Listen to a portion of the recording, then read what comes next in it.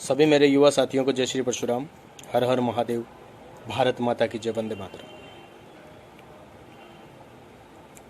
2 दिन से तमाम सोशल मीडिया प्लेटफॉर्म पर नुपुर शर्मा, जो बीजेपी की राष्ट्रीय प्रवक्ता थी, उनको लेकर तरह तरह के बयान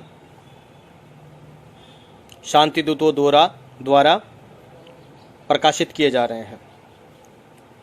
कोई नुपुर शर्मा के गले काटने की बात कर रहा है, कोई उनको रेप करने की धमकी दे रहा है, कोई उनके पूरे परिवार को खत्म करने की धमकी दे रहा है। और ऐसे में विश्व की सबसे बड़ी पार्टी, जिसे हमने अपने पसीने से और अपने खून से सींच कर विश्व की सबसे बड़ी पार्टी बनाया, उसने क्या किया? वो एक कहावत होती है ना कि जब जहाज डूबने वाला होता है तो सबसे पहले चूहे निकल कर भागते हैं। बीजेपी ने भी वही किया। नुपुर शर्मा को एक तरफ तो इतनी बड़ी बड़ी धमकियां मिल रही है, उन्हें मारने की बात कही जा रही है, उनके परिवार से बदला लेने की बात कही जा रही है, और हमारी 56 इंच की छाती लिए हमारे भारत के माननीय प्रधानमंत्री, जो इनका सीना 56 इंच का है, जो एक नारी की सुरक्षा नहीं कर पाए। पूरा बयान आप भी सुनना, पूरा बयान मैंने भी सुना है। नुपुर शर्मा ने यह कहा कि अगर आप हमारे धर्म के प्रति इतनी सब कुछ बोलते हो, और अगर मैंने किसी के लिए गलत शब्द नहीं कहा है, उन्होंने ये कहा कि अगर आप जिस प्रकार हिंदू धर्म के ऊपर प्रतिघात करते हो, वैसे ही मैंने अगर खुदा पर या रसूल पर मैंने टिप्पणियां करनी शुरू कर दी तो फिर मिर्ची लग जाएगी। और इस बात की मिर्ची लग गई। सारे जिहादी, सारे जितने भी मारकाट करने वाले लोग हैं, वो सारे के सारे उनके पीछे लग गए। और ऐसी इतनी बड़ी मुसीबत में जिस एक महिला ने दिल्ली के अंदर बीजेपी के झंडे को मजबूत करने का काम किया, उसकी विचारधारा को आगे बढ़ाने का काम किया और लोगों को उसमें जोड़ने का काम किया। हमने तो हमेशा से एक ही बात कही है, चाहे बीजेपी हो चाहे कांग्रेस हो, प्रथम अपने समाज के साथ खड़े रहो। प्रथम अपने समाज के साथ खड़े रहो, क्योंकि कोई भला नहीं बढ़ने वाला है। ये मात्र तुम लोगों का उपयोग कर रहे हैं। ये मैंने हर जगह, हर मंच पर खड़े होकर मैंने ये बात कही है।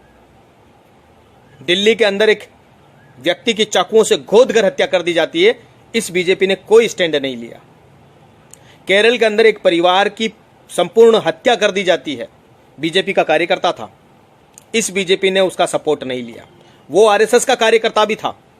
आपने भी सुना होगा, 2-3 साल पहले एक पूरे परिवार की हत्या कर दी गई थी। 7-8 साल का बच्चा था और उसकी पत्नी के गर्भ में एक बच्चा पल रहा था, जिसका पेट फाड़कर अजन्मे गर्भ को बाहर निकाल दिया गया था। फिर भी इस बीजेपी ने कोई बड़ा स्टेटमेंट नहीं दिया। यही तो हमारी भक्ति है, यही हमारी कमी है। इसे अंधभक्ति कहते हैं। गलत के साथ हम खड़े नहीं होते। गलत के साथ अगर कोई विद्रोह कर रहा है, कोई आवाज उठा रहा है, तो हम खड़े नहीं होते। हम आंख बंद करके भरोसा करने के लिए बैठे हैं। इतने बड़े स्टेटमेंट देने से पहले नुपुर शर्मा ने भी यही सोचा होगा कि कम से कम जिस दल में मैं हूं और जिस दल की मैं अगुवाई करती हूं, वो कम से कम मेरे साथ खड़ा होगा। लेकिन ऐसी विषम परिस्थिति में नुपुर शर्मा का साथ बीजेपी ने छोड़ दिया। लेकिन मैं आपको विश्वास दिलाता हूं, ब्राह्मण समाज और देश का पूरा ब्राह्मण, 34 करोड़ ब्राह्मण इस समय नुपुर शर्मा के साथ है। और ये जो विधर्मी नुपुर शर्मा को काटने की, उसके परिवार को हानि पहुंचाने की चेष्टा कर रहे हैं, धमकियां जो दे रहे हैं, उनके लिए अगर एक बाल भी बांका हुआ, अगर कोई भी विधर्मी उनके आसपास भी भटका, तो फिर ना संविधान हमें रोक पाएगा, ना कानून हमें रोक पाएगा। ये सीधी सीधी धमकी समझे, क्योंकि सीधी भाषा समझ में इन लोगों के आती नहीं है। अगर नुपुर शर्मा को किसी भी प्रकार की कोई भी तकलीफ, उनको या उनके परिवार को किसी भी प्रकार की असंवैधानिक तकलीफ पहुंचाने का कोई भी कार्य हुआ तो ब्राह्मण समाज कतई चुप नहीं बैठेगा।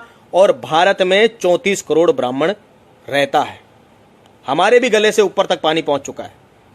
जगह जगह हम लोगों के साथ जो दुर्व्यवहार किया जा रहा है उससे हम भी परेशान हैं, और हमें भी छेड़ने की चेष्टा ना करें।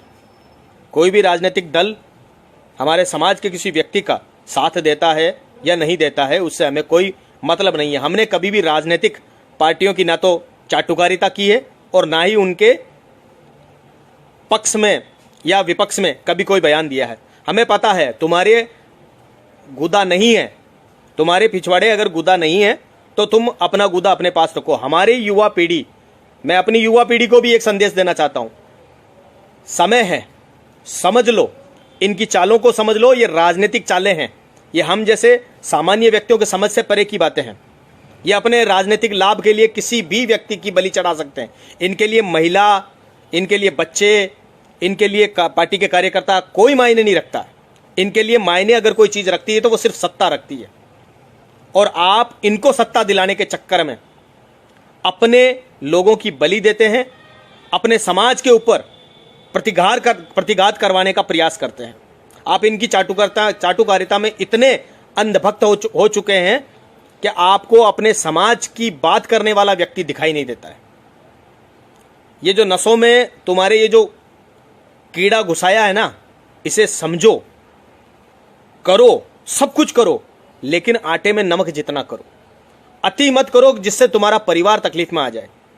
जैसे ही बीजेपी ने नुपुर शर्मा को पार्टी से बाहर किया, वैसे ही महाराष्ट्र में उनके खिलाफ एफआईआर हो गई, और भी कई जगहों पे उनके खिलाफ एफआईआर होगी, और उन्हें वहां से उठाया जाएगा।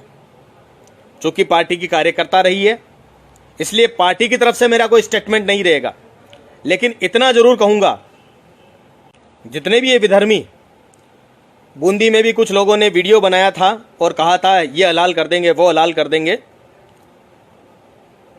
बेटा, हलाल करना तुम्हारे बस की बात नहीं है। अगर हम लोग अपनी औकात पर उतर आए तो फिर कोई रोक नहीं पाएगा, तांडव ही देखने को मिलेगा। इसलिए फालतू की गीदड़ बबकियां देना बंद करो और संविधान कानून को अपना काम करने दो। अगर उन्होंने गलत कहा है तो सजा होगी, और गलत नहीं कहा है तो बिल्कुल बाहर रहेंगे। जय श्री परशुराम, हर हर महादेव, भारत माता की जय, वंदे मातरम।